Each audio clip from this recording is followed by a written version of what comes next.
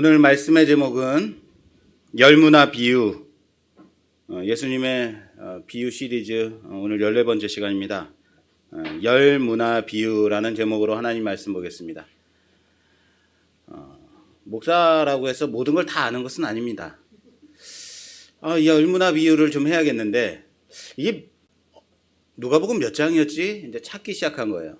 그래서 프로그램을 통해서 문화가 어디 있나 하고 찾았어요. 그랬더니 아무나가 나오는 거죠. 예, 문화로 친 거죠 제가. 예, 문화입니다. 문화. 246점 문화입니다. 이 문화가 뭐냐면 화폐단위죠. 성경에 보면 이것을 문화를 금화의 단위로 보기도 하고 은하의 단위로 보기도 합니다. 어쨌든 자세한 사항은 이제 우리가 말씀을 보면서 함께 보도록 할 겁니다. 이런 거 있죠. 항상 제가 너무 자주 인용해서 저만 그렇게 불순한 사람이 되고 마는데, 불순한 생각하고 있는 사람들 중에 하는 생각 중 가장 많이 하는 생각은 이거라고 생각해요. 내가 조금 더 세상에서 즐길 거 다 즐기다가 예수 믿었으면 더 좋았을 텐데. 그런 생각. 예수 믿으면 하도 이것도 하지 마라, 저것도 하지 마라, 이런저런 다 이렇게 하지 말라는 것이 너무 많잖아요. 그러니까 마음속에 이러는 거죠. 이것저것 내가 다 하고 실컷 하고 와서 믿었으면 좋았을 텐데 라는 생각. 그러면 꼭 여러분들은 거룩한 척, 나는 그런 적 없는데 목사님만 그러신가 보죠. 이런 생각, 이런 표정으로 계실 때 많아요. 예수 믿으면 천국 간다고 해서 이제 교회 왔어요. 예수 믿으면 천국 간다고 해서 오긴 왔는데, 그럼 바로 천국 보내주면 되는 거 아닌가요? 여러분, 롯데월드라든지 에버랜드라든지 이런 데 가면, 놀이기구를 태워준단 말이에요. 티켓을 들고 딱 가면, 티켓팅하고는 그 놀이기구에 태워주면 그때부터 막 신나는 세상이 열리는 거예요. 야, 재밌다. 그죠? 그냥 티켓을 끊고 들어가면 바로 그 놀이기구를 태워주는 것처럼, 예수 믿으면 천국, 그럼 예수 믿는 티켓 딱 끊으면 바로 천국 가면 이거 되는 거 아니에요? 천국행 가장 최고 아닌가요? 예수 믿자마자 천국 간다. 장땡 아닌가요? 그런데 이 세상 살아가는 게 그럼에도 불구하고 좋아요. 그럼에도 불구하고 이 세상에서 살아가는 게 좋단 말이에요. 무슨 말입니까? 똥밭에 굴러도 이 생이 낫다라는 옛말이 있지 않습니까? 이 세상에서 살아가는 게 좋은데 어떻게 할 거예요? 왜 이 세상에서 사는 게 그렇게도 좋을까요? 여러분들은 다 천국 가고 싶은 분들이니까. 그런데 많은 사람들이 이 세상에서 살아가는 게 참 좋다라는 생각이에요. 왜냐하면 천국 가면 맨날 우린 뭐 한다고 생각해요? 천국 가서 여러분 뭐 하실 거예요? 천국 가면 맨날 하나님을 찬양하는 거예요. 성가대가 돼가지고 하나님을 할렐루야 하고 하나님을 찬양하는, 하루 종일 찬양하고, 또 뭐 해요? 하루 종일 예배 드리고 하루 종일 설교 말씀 듣고. 정말 천국 가면 과연 이럴까? 나는 이래서 지금 이 세상에서 실컷 놀고 즐기다가 나중에 이제 병들고 아프고 할 것 없고, 하나님 이제는 좀 보내주십시오, 이래서 천국 가는 게 가장 좋다라고 생각될 수 있단 말이에요. 이 세상의 삶이 너무 즐겁고 좋으니까.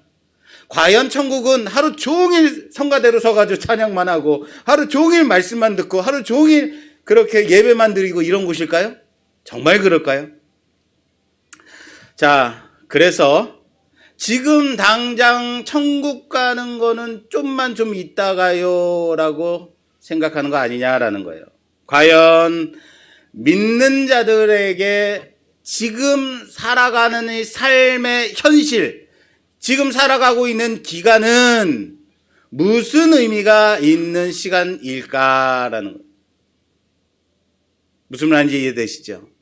천국, 예수 믿으면 천국 가 하면 예수 믿어요 하면 바로 천국 딱 보내주면 될 텐데, 예수 믿는 지금 이 기간들, 이 시간들은 과연 어떤 의미가 있는 것인가라는 거예요. 이 기간은 단지 시험의 기간일까요? 천국 갈 건지 지옥 갈 건지 테스트하는 그런 기간인가요? 그렇다면 매도 먼저 맞는 게 낫다고 빨리 시험 테스트 보고 이제 여러분 수능 끝났잖아. 수능 끝! 하고 신나게 놀면 안 될까요? 언제까지 금욕하고 거룩한 채 하며 살아야만 할까? 세상 고민 다 지고 그렇게 살아가는 척 해야만 할까? 우리는 지지난 시간부터 오늘까지 3번에 걸쳐서 이 고민에 대한 말씀을 좀 보고 있는 거예요. 답을 정확하게 이것은 1이다, 2이다 주는 것은 아닙니다. 그러나 우리가 함께 고민하고 있다는 거예요. 오늘로 딱 이거다 하는 답을 드리지는 않을 겁니다. 우리는 언제나 항상 이겁니까? 저겁니까? 라는 질문에 익숙해요. 사지선다형에 익숙하단 말이에요. 그것만 요구해요. 하나님 1, 2, 3, 4번 중에 고르게 해주세요. 오늘 우리 마음속에 이 깊은 이 살아가는 기간이 내게 어떤 의미를 주고 있는지 깊은 울림이 있는 교훈의 시간이 되기를 주님의 이름으로 부탁합니다. 지금 그 영광 모바일 도서관에 아무도 접속하지 않고 계속 여기서 이제 접속 안 하면은 음악 소리가 계속 나오거든요. 그래서 이 영광 모바일 오늘 접속이 없음으로 끊겠습니다.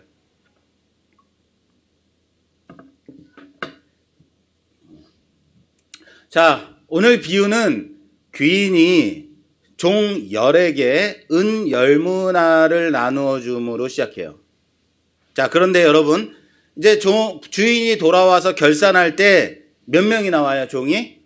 3명의 종들만 나와요. 10문화를 각각 한 문화씩 나눠줬는데, 한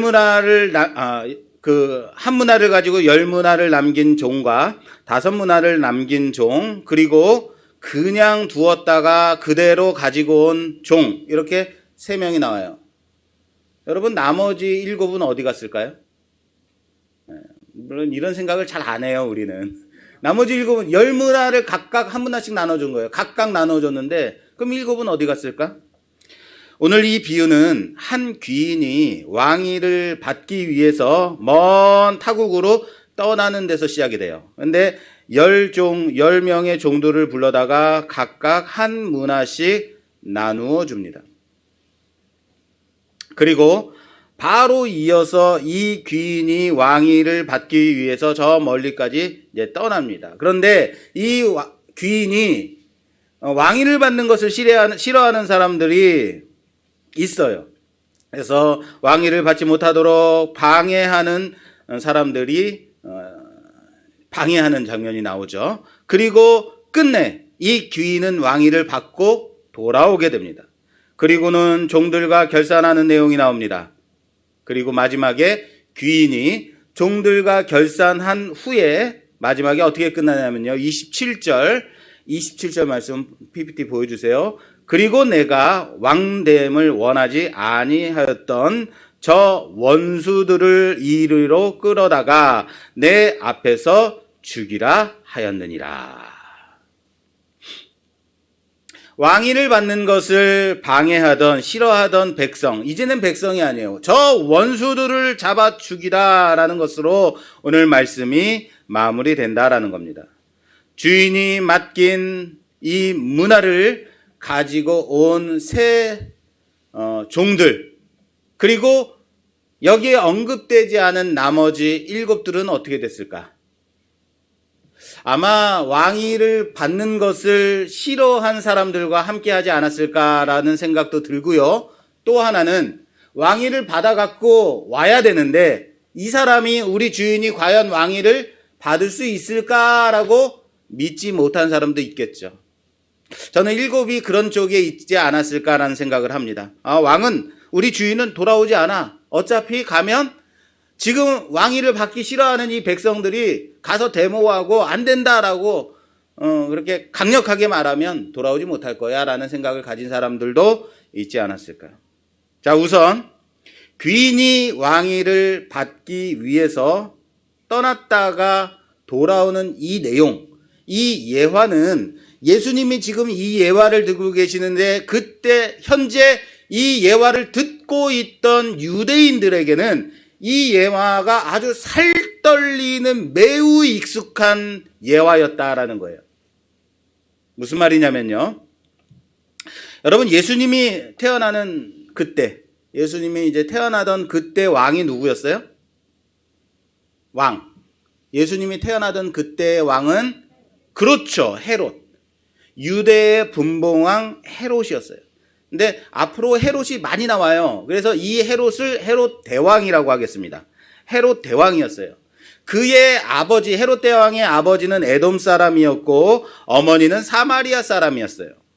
그래서 유대를 다스리는 왕이었음에도 불구하고 아버지가 에돔 사람, 어머니가 사마리아 사람이었기 때문에 유대인들에게 아주 무시를 당하는 왕이었어요. 그래서 유대인들에게 잘 보이게 해서 성전도 지어주고 이런 저런 정책도 펼치고 그랬어요. 마음을 얻기 위해서. 이 헤롯 대왕이 37년 동안 이스라엘을 다스리게 됩니다. 그리고 BC 2세기경에 사망하게 되는데 헤롯 대왕에게는 아들이 셋이 있었어요. 세 아들이 있었어요. 그래서 이 세 아들을 이스라엘을 셋으로 나누어서 다스리게 합니다. 유대와 사마리아와 이두메를 다스리는 아들이 헤롯 아킬레오라는 사람이에요. 이 사람도 헤롯 왕이에요. 성경에는 헤롯 왕이라고 되어 있는데 헤롯 아킬레오에게 왕위와 함께 그 땅을 줍니다. 그리고 갈릴리 지역을 다스리는 아들을 누구냐면 세례 요한을 죽인 사람이에요. 이 사람이.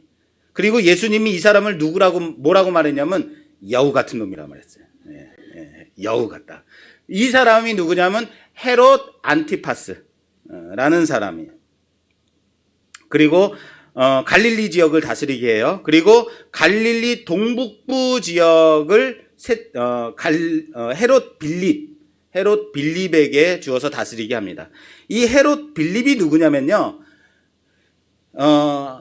베드로가 예수님이 가이사랴 빌립보에서 예수님이 뭐라고 했죠? 사람들이 나를 누구라고 불러? 그랬더니 베드로가 주는 그리스도시여 살아계신 하나님의 아들이십니다라고 고백하는 이곳, 가이사랴 빌립보. 이 가이사랴 빌립보라는 이름을 지어서 로마 왕 시저에게 헌사한 사람이 헤롯 빌립이에요. 아주 아부가 넘쳐나는 사람인 것 같죠. 도시 이름을 아예 가이사랴 빌립보라고 지었으니까. 그러나 아무리 아버지가 왕이고 자신의 아들들에게 이 땅을 분배해서 준다 하더라도, 왕위를 준다 하더라도 헤롯 대왕은 분봉 왕이었기 때문에 로마에 가서 왕위를 인정받지 않으면 안 되었다는 거예요. 그래서 왕위를 받은 헤롯 아킬레오, 유대와 사마리아와 이 땅을 다스리는 헤롯 아킬레오가 진짜로 왕위를 받기 위해서 로마까지 가게 됩니다.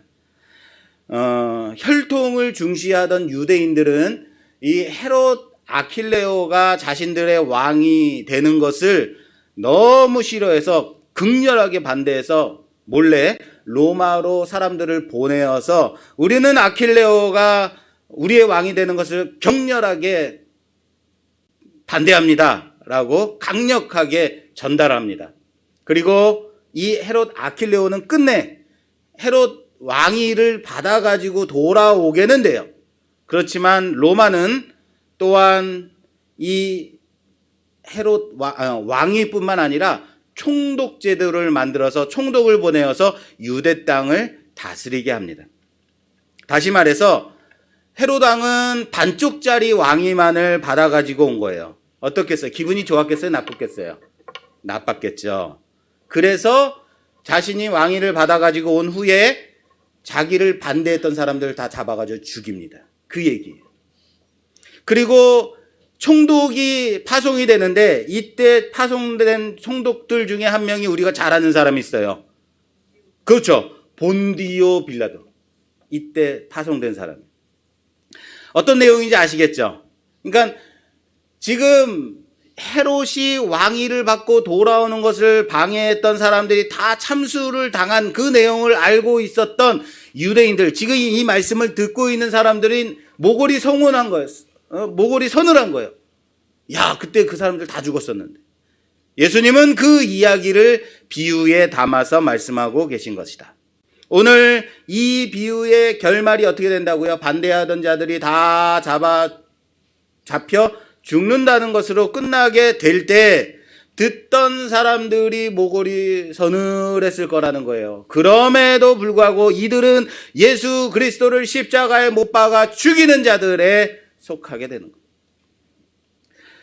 오늘 이 비유의 이 말씀은 오늘 이 비유의 말씀을 주신 이유가 오늘 첫 시작되는 절 11절에서 이렇게 시작이 되죠. 좀 봉독해 주시겠어요? 11절.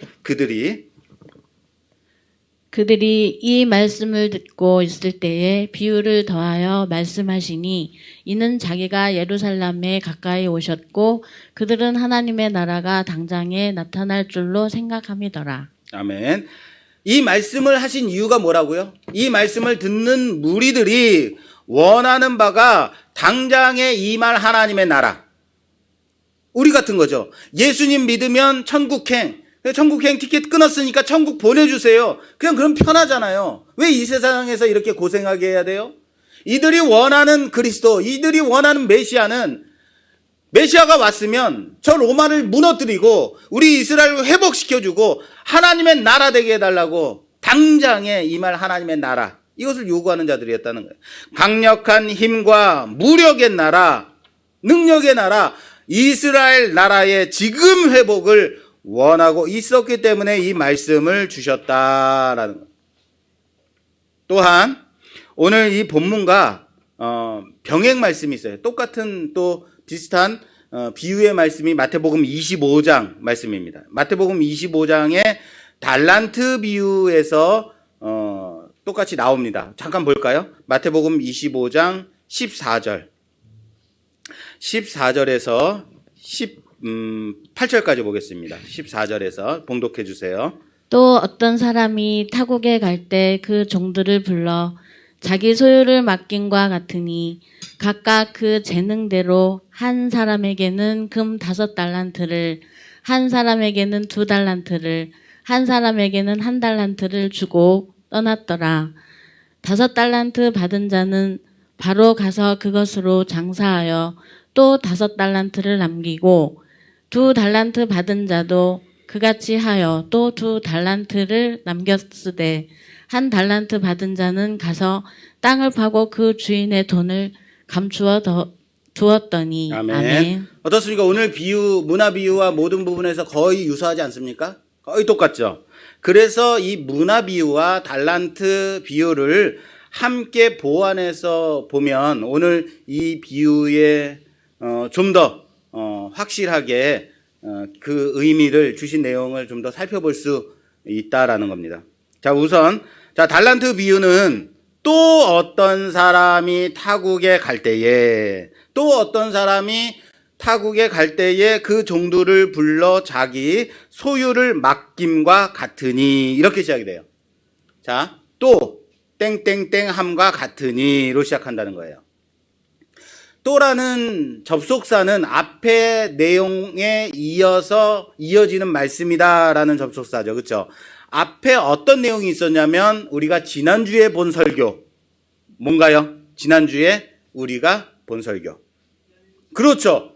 10처녀 비유인 거예요. 등불을 준비한 5처녀와 준비하지 않은 5처녀. 이때 이 10처녀 비유는 이렇게 시작이 돼요. 그때의 천국은 신랑을 맞으러 나간 10처녀와 같으니, 이렇게 시작돼요. 그리고 오늘 본문 말씀으로 이어진다는 거예요.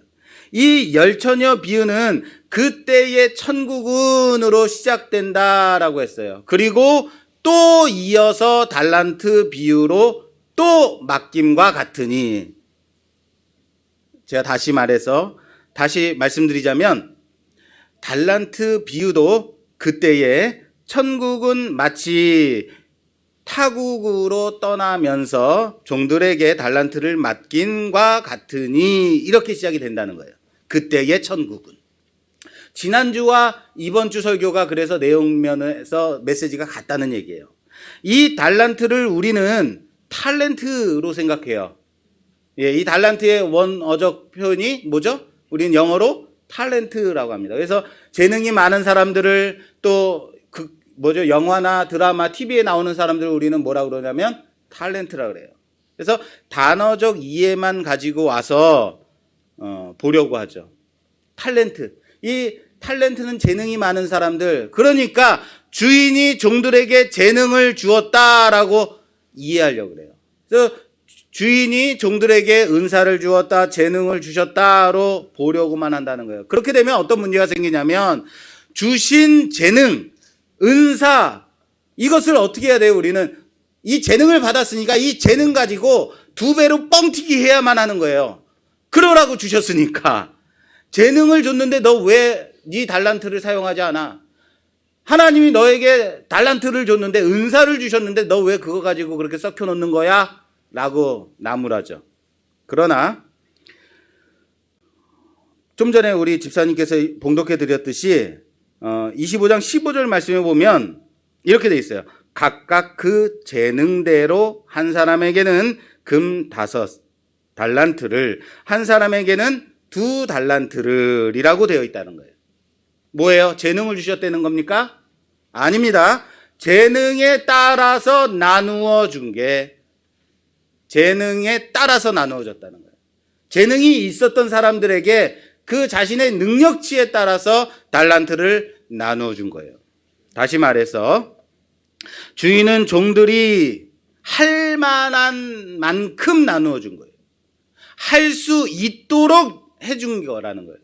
그들이 할 수 없는 거를 하라고 재능을 주신 게 아니라 그들이 할 수 있는 만큼씩을 나누어 준 거예요. 그러니까 하면 되는 거예요. 내가 할 수 있는 만큼 하면 되는 거예요. 그리고 오늘 문화 비유와 달란트 비유에서 문화든지 달란트든지 그 값어치, 이 값어치는 이 가지고 있는 값어치로 인해서 은행에 맡기기만 해도 이자가 늘은, 확장되는 그 속성을 가지고 있는 것이 달란트 문화였다라는 거예요.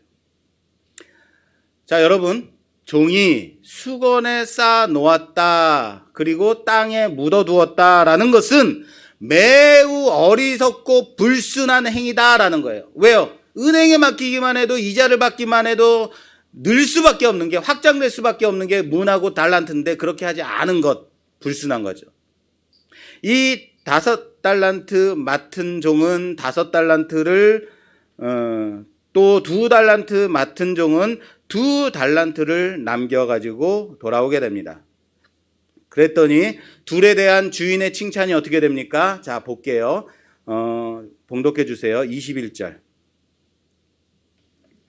그 주인이 이르되 잘하였도다, 착하고 충성된 종아, 내가 적은 일에 충성하였음에 내가 많은 것으로 내게 맡기리니 내 주인의 즐거움에 참여할지어다. 5달란트 맡은 종에게도 2달란트 남겨온 종에게도 똑같이 적은 일에 충성했다라고 칭찬해요. 적은 일에 충성했다 칭찬해요.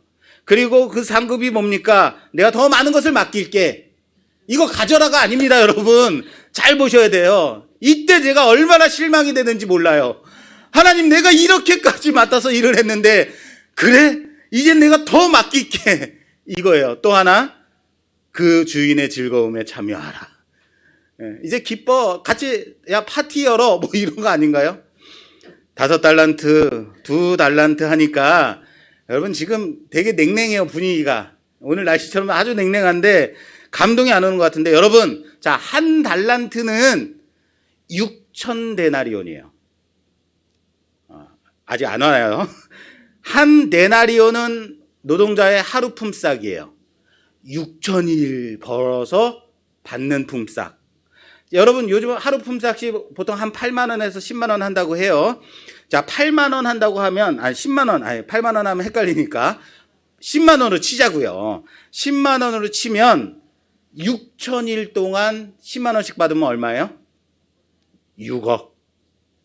네, 여기서 탁 그냥 이게 나오는 거예요. 5달란트는 30억, 2달란트는 12억, 1달란트는 6억인 거예요. 여러분, 이게 적은 거예요? 6억 최소한 1달란트를 맡겼는데 주인이 6억을 맡기고 가셨어요. 야, 이거 가지고만 있어도 가슴이 두근두근 뛰어가지고 그냥 말이 제대로 안 나오네요. 예. 그런데 주인에게는 이게 주인이 이걸 뭐라고 표현하냐면 지극히 작은 일인 거예요.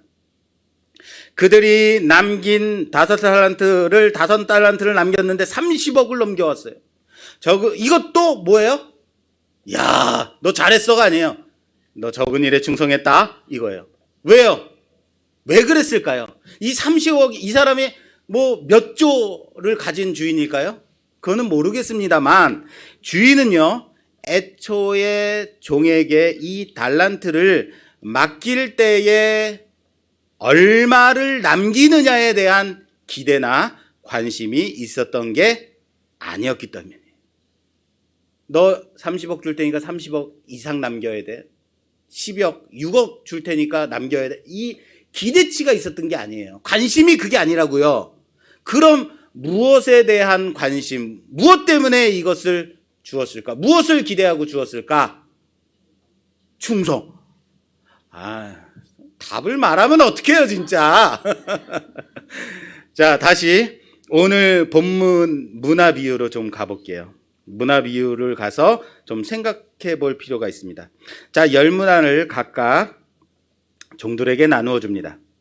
한 문화로 한 종은 10문화를 남기고 한 종은 5문화를 남겨요. 이것도 문화로 말하니까 여러분들이 또 감동이 없네요. 예. 한 문화는요, 100달란트예요. 100데나리온. 100데나리온. 드라크마. 같은 내용입니다. 100데나리온이에요. 한 데나리온이 하루 품삯이니까 100데나리온은 얼마일까요? 10만 원씩 100일 하면 얼마요? 1,000만 원. 네, 1,000만 원 정도. 야, 여기서는 감동이 안 오네요. 30억, 6억 뭐 이런 얘기하다가 1,000만 원, 애게 1,000만 원 맡기고 가서 보니까 감동이 역시 안 오네요. 자, 1,000만 원 정도를 각각 맡겼더니 5을 몇 개를 남겼죠? 10문화를 남기고 1억을 남긴 거죠. 그리고 5문화는 5천만 원을 남긴 거예요. 그런데 1,000만 원, 2천만 원 얘기하니까 감동이 안 오지만, 자, 이에 대한 주인의 상급이 10문화를 남긴 사람에게는, 종에게는 10고을 다스리는 권세, 10고을을 줘버려요. 그리고 5문화를 남긴 종에게는 몇 개를? 5고을 권세를 준다는 거예요. 상이 크지 않나요? 물론 이 5고을, 10고을 하니까 이제 또 감동이 안 오는데, 너는 의정부 시장, 너는 서울시장 맡아, 이랬다면요, 이야, 대단한 건 아닙니까? 아니, 고작 5천만 원 남겨왔고 1억 남겨왔는데 시장을 주는 거예요. 구청장을 주는 거예요. 구청장 좀 적습니까? 상에서 이제 감동이 확 밀려오는 거죠. 아니, 달란트가 훨씬 클 것 같은데 달란트보다 문화가 상급이 더 좋아요. 어떤 의미예요? 지금 상급과는 상관이 없다는 거예요. 내가 남겨온 것, 내가 얼마나 남겼느냐와 주인이 주는 상급과는 사실 상관이 없는 얘기라는 거예요. 그런데 여기서 주의해서 우리가 좀 보고 싶은 것이 이겁니다. 귀인이 왕위를 받기 위해서 떠나면서 종들에게 문화를 맡길 때 뭐라고 말하냐면, 오늘 본문 말씀 13절에 있습니다.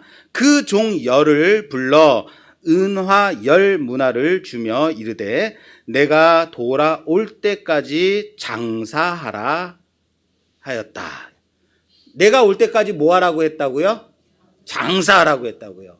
달란트에선 정확하게 나와 있지 않습니다만 문화에서는 정확하게 짚고 있어요. 내가 돌아올 때까지 뭐하라? 장사라라고 정확하게 말씀하고 명령을 내리고 있었다라는 거예요. 귀인은 장사라고 한 문화식을 맡겨 주었는데 한 사람, 그 중에 한 사람은 그 문화를 수건에 쌓아두었다라는.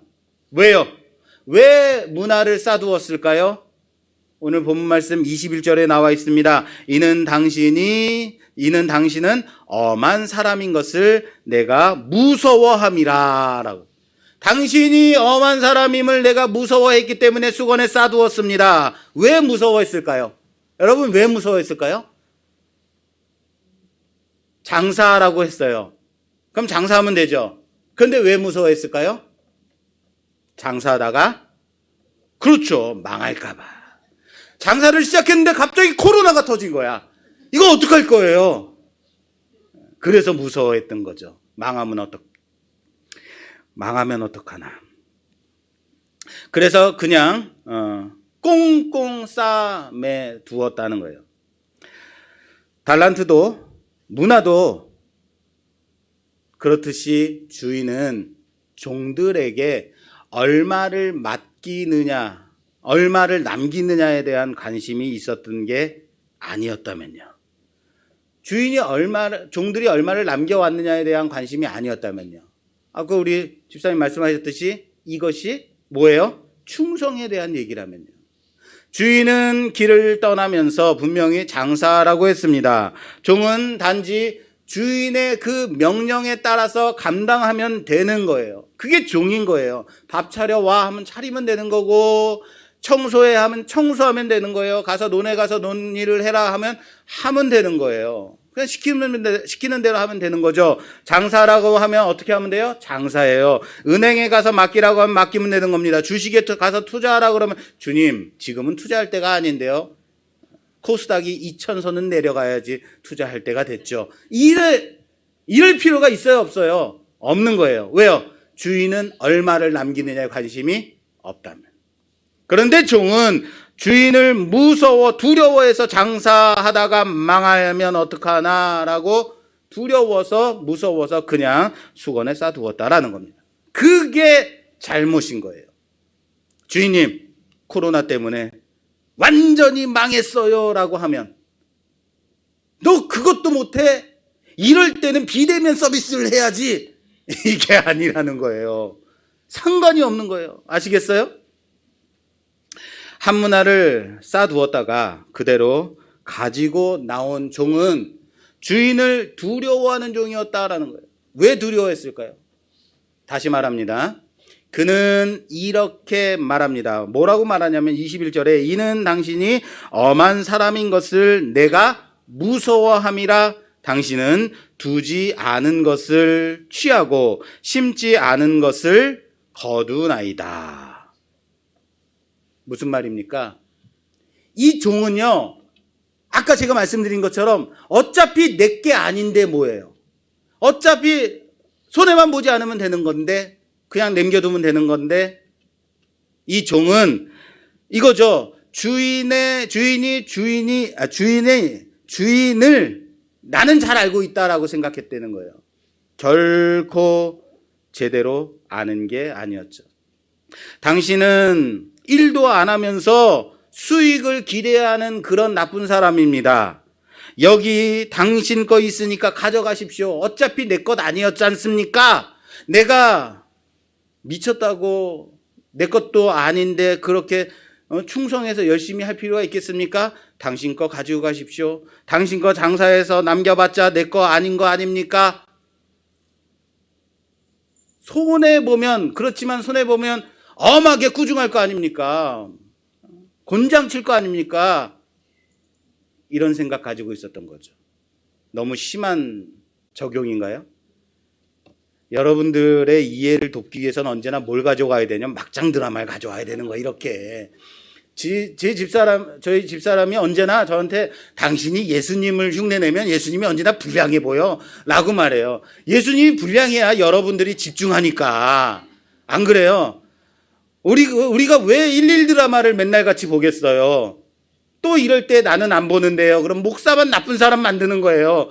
그래요. 맞아요. 저는 그렇게 본단 말이에요. 여러분, 종과 주인이 온전한 관계에 있었다면 종이 주인을 두려워했을까요? 종이 과연 주인을 제대로 알았느냐라는 거예요. 단지 주종의 관계만 있었을 뿐이 계약된 관계였을 뿐이지 그 종은 주인을 제대로 아는 사람이 아니었다라는 거예요. 그럼에도 불구하고 가장 중요한 한 가지를 놓치고 있었다는 거예요. 뭐요? 주인의 명령. 가서 장사하라. 얼마를 남겨야 한다라든가 얼마 이상은 해야 된다라든가가 아니에요. 손해보면 안 된다라는 게 아니에요. 단지 장사하라는 그 명령에 순종하지 아니했다라는 거예요. 그게 가장 큰 악함입니다. 요즘 저희 교회에서 수요 예배를 수요 기도회로 기도회만 하고 있습니다.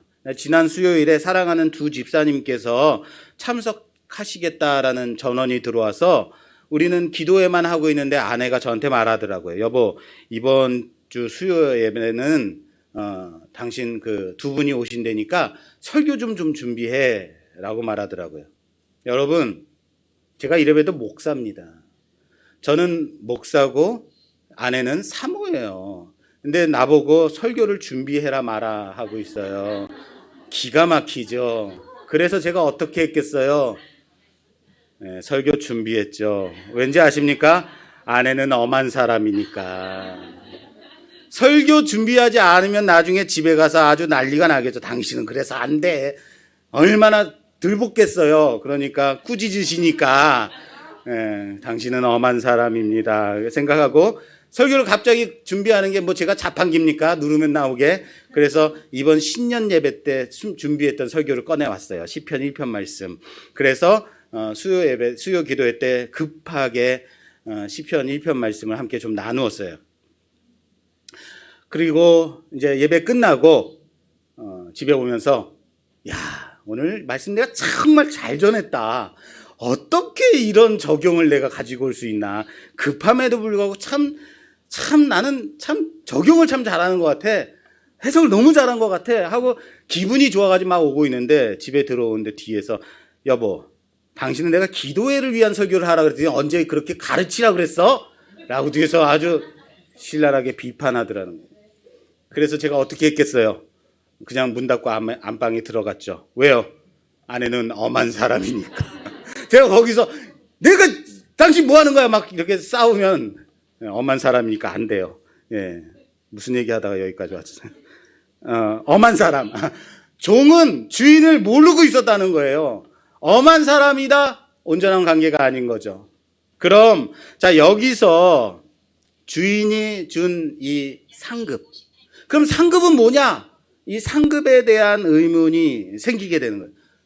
그러면 우리는 지금 여기 이 세상에서 열심히 살아가고 주님 오실 때 상급 받는 사람, 그래가지고 열심히 일한 목사는 올라가서 천국 가가지고 한 100평 되는 큰 저택에 살고 여기서 힘들게 살았던, 그래서 헌금도 하지 못했던 그런 우리 같은 사람들은 천국에 가서도 사골세방에 살아야 되고 뭐 이런 겁니까? 상급에 대한 의문이 생기게 되죠. 만일 천국의 삶, 하나님 나라에서 삶이 이런 상급의 삶이라면 많이 주고 덜 번 사람에게는 상급을 덜 받은 사람은 그게 천국이냐라는 거예요. 물론 10골, 5골 다스리는 이 권세를 다스리는 권세로 본다면 그렇게 이것은 상급으로 여길 여지가 분명히 있습니다. 그래, 내가 너한테 10골 다스리는 권세 줄게. 내가 너한테 의정부를 맡길게. 내가 너에게 남양주를 맡길게 하면은 와, 대단하다. 큰 상급이네 라고 생각이 될 수 있어요. 그러나 성경은 문맥을 따라서 봐야 한다고 했어요. 성경에서 요구하는 보라고 요구되어지는 부분들이 있다는 거예요. 그러면 우리는 어딜 가야 돼요? 앞장으로 가야 돼요. 성경 누가복음 18장에 가면 여러 비유들을 예수님께서 말씀하시면서 이런 내용들이 나와요. 어린아이가 나와서 예수님께 축복받는 내용이 나오고요. 부자 청년이 와서 예수님께 영생을 어떻게 받습니까? 그랬더니 그래, 율법을 지켜라. 그리고 네 재산을 다 나누어 주라. 그랬더니 고민하고 가는 거예요. 그랬더니 주님께서 부자 청년을 바라보시면서 천국은 마치 낙타가 바늘구멍에 들어가는 것보다도 어렵다라고 말씀하시는 내용이 나와요. 그리고 시각장애인의 눈을 고쳐주시는 내용이 나오고, 그리고 19장 오늘 본문으로 넘어와서 키 작은 삭개오가 예수님을 만나는 장면 나오면서 오늘 비유로 이어지는 거예요. 그리고 마지막은 주님이 마지막으로 예루살렘 성으로 입성하시면서 십자가의 길을 가시는 것으로 끝나게 된다. 자, 이 흐름과 똑같은 전개를 가지고 있는 성경이 있어요. 방금 드린 이 내용들이 똑같이 있는 내용이 어디 있냐면 마가복음 10장. 자, 보시죠. 마가복음 10장. PPT로 띄워주세요. 마가복음 10장에 가면 어디지?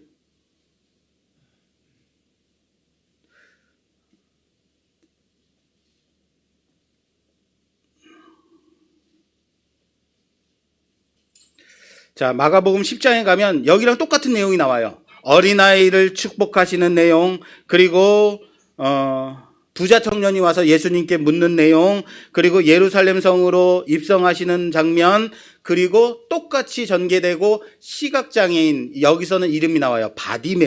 바디메오의 눈을 고쳐주시는 내용이 나옵니다.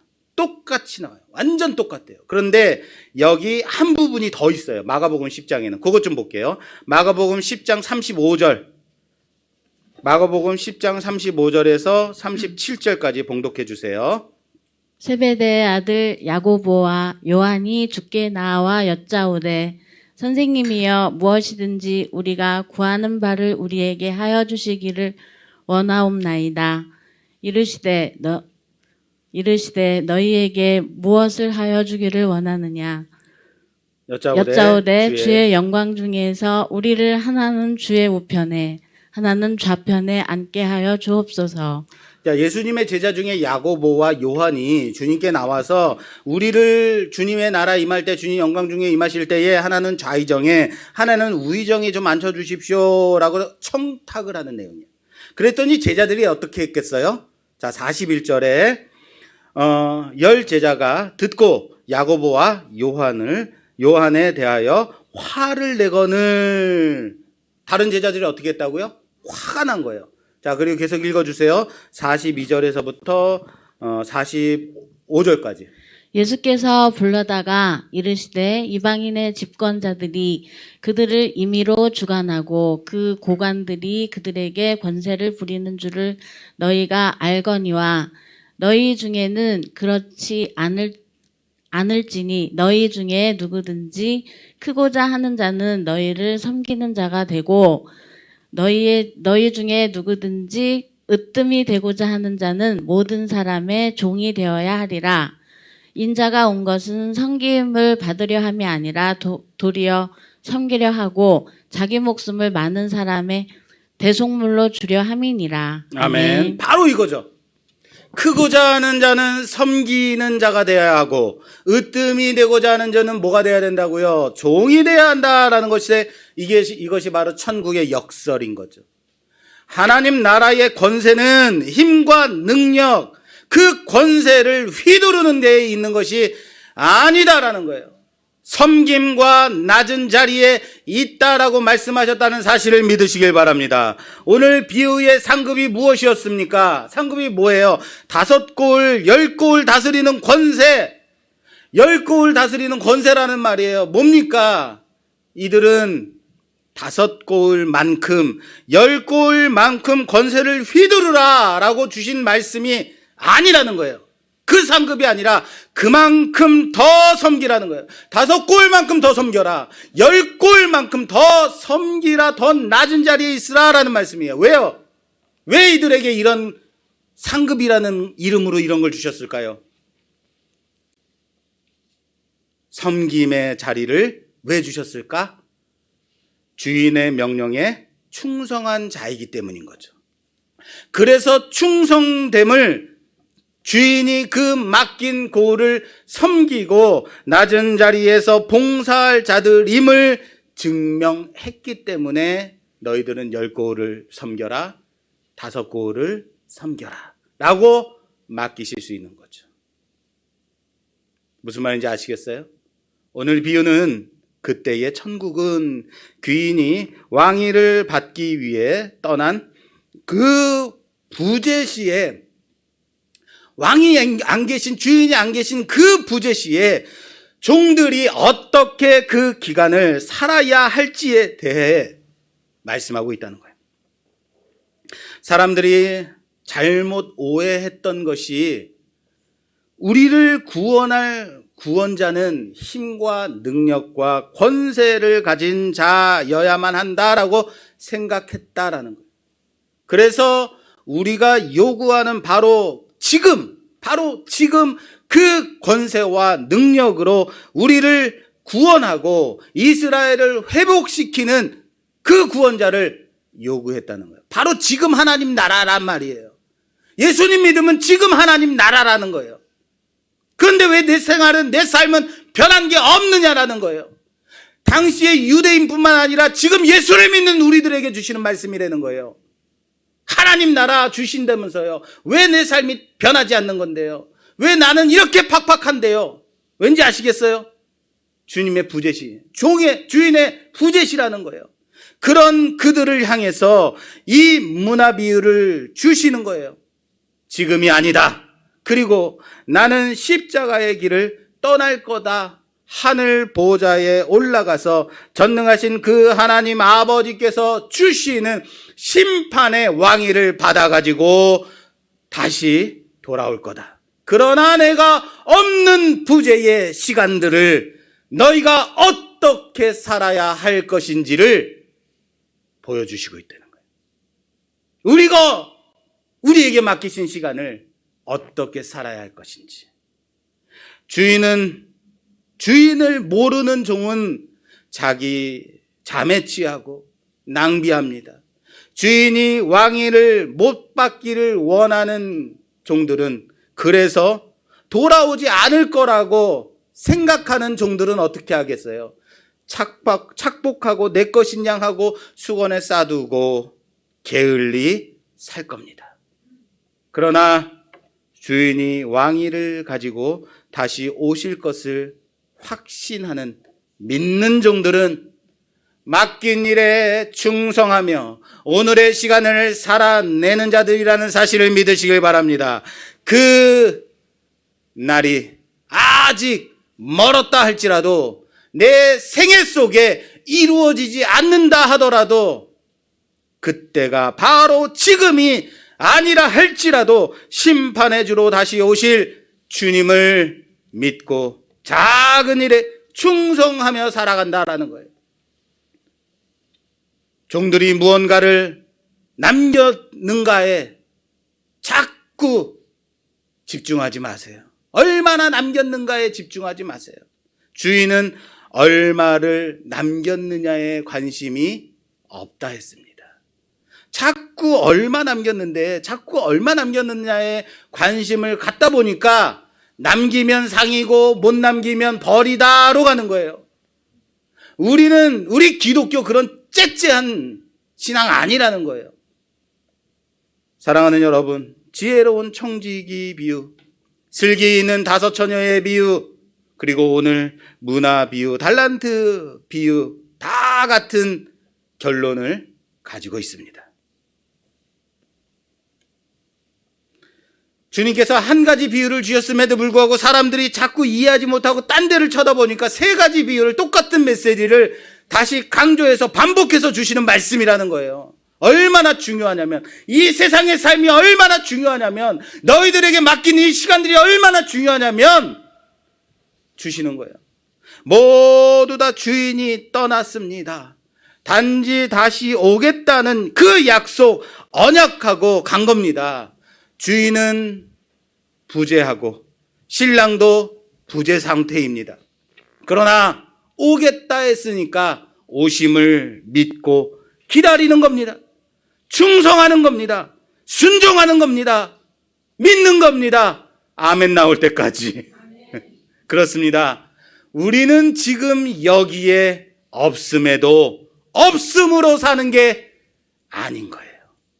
있음으로 있는 것처럼 사는 자들이 바로 성도라는 사실을 믿으시길 바랍니다.